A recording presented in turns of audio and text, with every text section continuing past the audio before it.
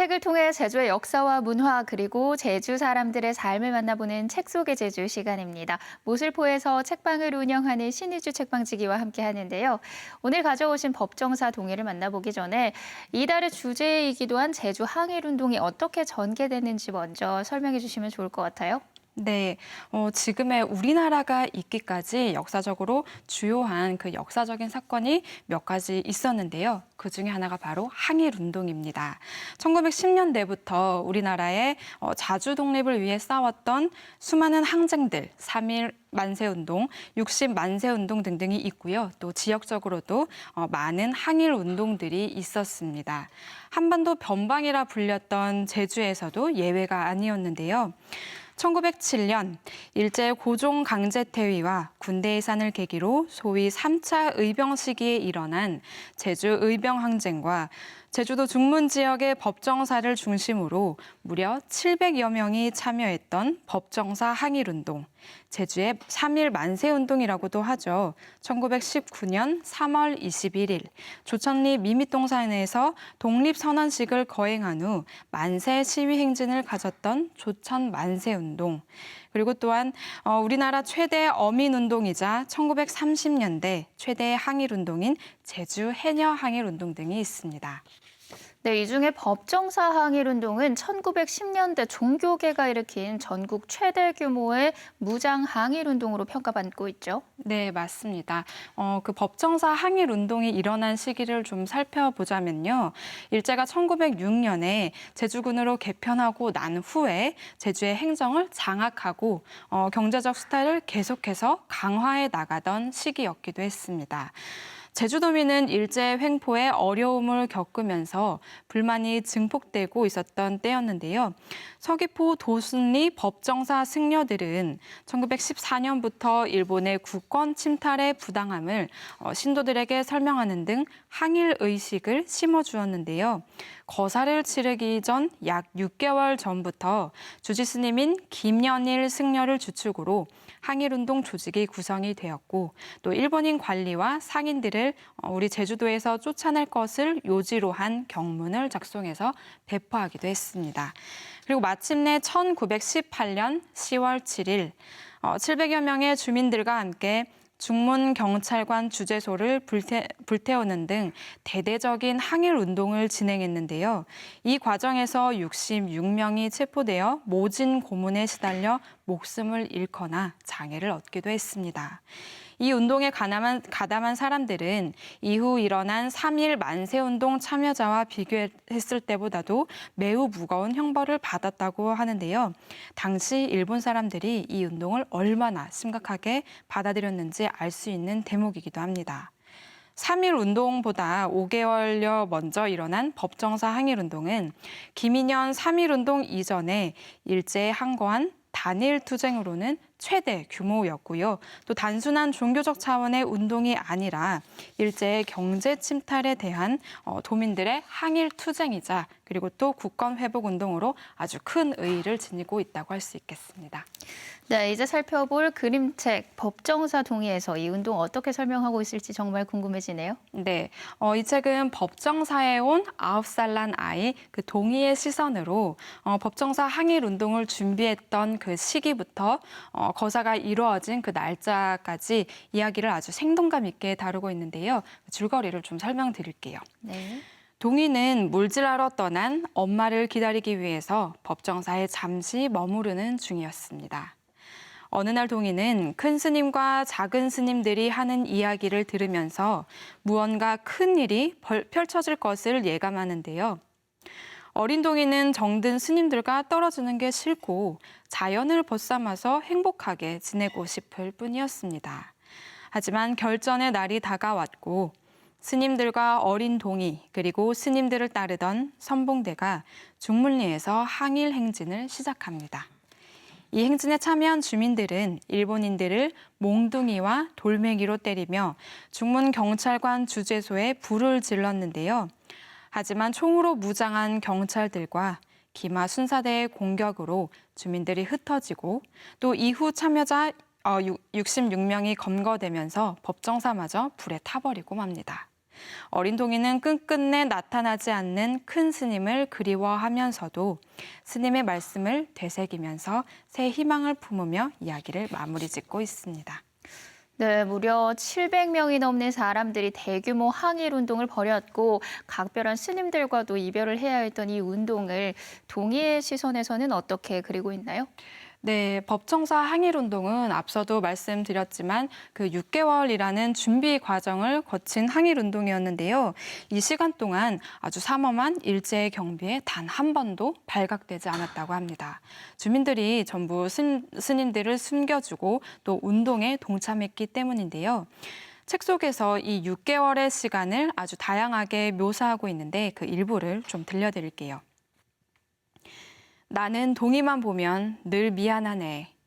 어른들의 잘못으로 나라 잃은 땅에서 살게 하는 게 아이들에게 씻을 수 없는 죄를 짓는 일이지 않나. 나는 가끔 동이가 어른이 되어 내게 질문하는 꿈을 꾸네. 그때 나라를 되찾기 위해 스님은 무얼 했느냐고 말이야. 동이의 얼굴이 딱딱하게 굳었다. 동이도 스님들이 뭔가 큰 일을 벌이려 한다는 것을 짐작하고 있었다. 시간이 얼마 남지 않았다는 것도 말이다. 도대체 무엇을 하시려는 거지? 동이는 스님들이 갑자기 사라질지도 모른다는 생각이 들었다. 네, 동의 불안감이 여기까지 전해지는 것 같습니다. 동의 불안감 거사일이 다가올수록 증폭됐을 것 같은데 항일운동 당일은 어떻게 묘사가 되고 있나요? 네, 거사일이 다가오면서 말씀하셨던 것처럼 동의의 불안감이 더욱더 커졌는데요. 반면에 뭔지 모를 힘이 커지고 있다는 것도 깨닫게 됩니다. 일본 경찰은 총칼을 많이 갖고 있는데 스님이나 마을 사람들에게 무기라고는 새 자루의 총과 나무 방망이 뿐이어서 동이는 걱정이 아주 컸는데요. 이때 들려주는 스님의 말이 동이와 우리에게 메시지를 주고 있습니다. 물론 변변한 무기 하나 없는 게 사실이지. 하지만 우리에겐 더 중요한 게 있다. 그게 뭔지 아느냐? 저 사람들. 목숨이 위태로운 줄 알면서도 함께 하고자 하는 저 사람들이 있지 않느냐. 동화 스님은 법당 앞들에서 바지런하게 무언가를 만드는 사람들을 가리켰다. 물이 다 빠진 갈중이 차림에 집신을 신고 이 험한 산길을 수도 없이 올라왔던 삼촌들이었다. 동이는 매일 보던 그들의 얼굴이 새삼 다르게 보였다. 이후에는 드디어 거사일이 되었는데요. 처음에는 행렬이 그들이 크지 않았는데 마을 사람들이 함께하면서 규모가 점점 커졌고 또 이를 책에서는 거대한 파도 같다라고 표현을 하고 있습니다. 계속해서 책 내용을 좀 더 들려드릴게요. 이제 제주에서 일본 사람은 발을 못 붙이게 해야 합니다. 멀리 쫓아내 버립시다. 창 교수님의 말에 행렬은 일제히 중문주재소로 향해 달리기 시작했다. 한 덩어리가 되어 뛰어가는 행렬은 거대한 파도 같았다.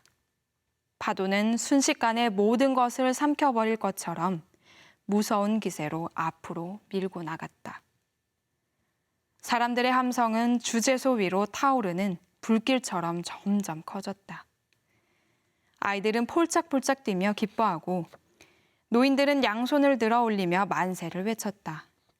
이미 나라를 되찾은 것처럼 덩실덩실 춤을 추는 사람들도 있었다. 흩어져라! 누군가 소리를 질렀다. 동이는 보살님의 손을 잡고 천재연 폭포 쪽으로 죽을 힘을 다해 달렸다. 등 뒤에서 총소리와 말발굽 소리가 끊임없이 울려댔다. 채찍으로 내려치는 소리, 말발굽에 치이는 소리, 달아나는 사람들이 내지르는 비명들이 햇살보다 더 선명하게 내리꽂혔다. 당시에 급박했던 상황이 눈앞에 그려지는 것 같습니다. 이후에 동의는 어떻게 됐을지 상상의 나래가 펼쳐지면서 책 내용에 더 몰입하게 되네요. 네, 다행히 동이는 엄마처럼 잘 보살펴주던 보살님과 함께 피신에 성공했는데요. 다만 다른 스님들을 다시는 만날 수 없었습니다. 하지만 큰 스님이 동이에게 늘 하던 말을 떠올리면서 마음을 다 잡았는데요. 큰 스님은 평소 동이에게 제주는 우리나라의 닻에 해당하느니라. 이제 우리가 닻을 들어 올렸으니 배는 움직이기 시작할 게다. 한번 움직이기 시작한 배는 절대 멈추지 않으니 더디 가더라도 희망을 버리지 말고 계속 가거라 라고 말했다고 합니다. 법정사 항일운동을 비롯해서 전국에서 피어올랐던 항일운동이 일제의 가혹한 탄압 속에서도 어떻게 끊이지 않고 이어질 수 있었는지를 대변하는 말이 아닐까 합니다. 어린이뿐만 아니라 우리 어른들에게도 다양한 메시지를 주는 그림책인 것 같습니다. 네, 법정사 항일운동에 대해서 보다 깊이 있게 이해할 수 있는 책이 아닐까 싶은데요. 특히 기억에 남는 부분이 있다면요? 네. 9살 어린아이의 시선을 따라가면서도 아주 담담하게 또 때로는 아주 강렬하게 묘사한 부분들이 아주 인상적이었는데요. 책의 앞부분에는 동이가 제주의 자연 동식물들을 벗삼아서 노는 모습이 잘 그려져 있는데요. 시대를 뛰어넘어서 여느 9살 난 아이와 전혀 다를 바 없는 아주 천진난만하고 순진함으로 가득한 모습이어서 더욱 와닿는 부분이 있었습니다. 저는 이번에 이 책을 읽으면서 지금 전쟁으로 고통받고 있는 우크라이나 상황이 떠오르기도 했는데요. 우크라이나의 입장에서는 사실 침범받은 상황인 거잖아요. 나라를 지키기 위해서 그 옛날 우리나라의 수많은 항일 운동가들이 그랬듯 수많은 우크라이나 국민들이 러시아에 항거하고 있습니다. 이 속에서 많은 민간인 희생도 이어지고 있는데요. 아동 피해자도 아주 많다고 해서 안타까운 소식도 접하고 있습니다. 우리 아이들과 함께 이 책을 읽으면서 제주 항일운동을 기억하는 것과 동시에 이런 아픔이 세계 어디에서든 일어나지 않도록 아이들에게 역사적 교훈을 잘 설명해주면 좋겠다는 바람을 가져봅니다. 네, 사실 법정사 항일운동이 일어난 지 1세기가 지나면서 기억하는 사람들이 점점 줄고 있는 것 같아서 좀 안타까웠거든요. 하지만 아무리 시간이 흘러도 꼭 기억해야 할 역사가 있죠. 오늘 이 시간이 여러분께도 의미 있는 시간이었기를 기대해 봅니다. 다음 주에는 어떤 책을 만나볼까요? 네, 오늘은요, 저희가 법정사 항일운동에 대한 이야기를 다뤄봤는데요. 네. 다음 주에는 해녀 항일운동에 대한 이야기책을 또 한 권 소개해드리려고 합니다. 임소희 작가가 지은 해녀 제주의 여신이라는 이야기 책이고요. 또 다음 주에도 우리 아이들과 함께 할 수 있는 책이니까요. 많은 기대 부탁드릴게요. 네, 다음 주도 참 기대가 됩니다. 오늘도 친절한 책 안내 고맙습니다. 감사합니다.